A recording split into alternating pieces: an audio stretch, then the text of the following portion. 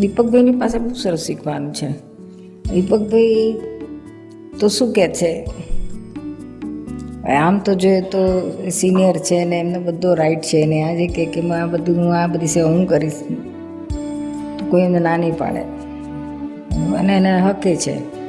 પણ તો એ શું કે ખબર છે, ઓલવેઝ એ જેમ જેમ બધા જુનિયર આવતા જાય ને તેમ તેમ એ ખસતો જાય, દરેક બાબતમાં ખસતો જાય.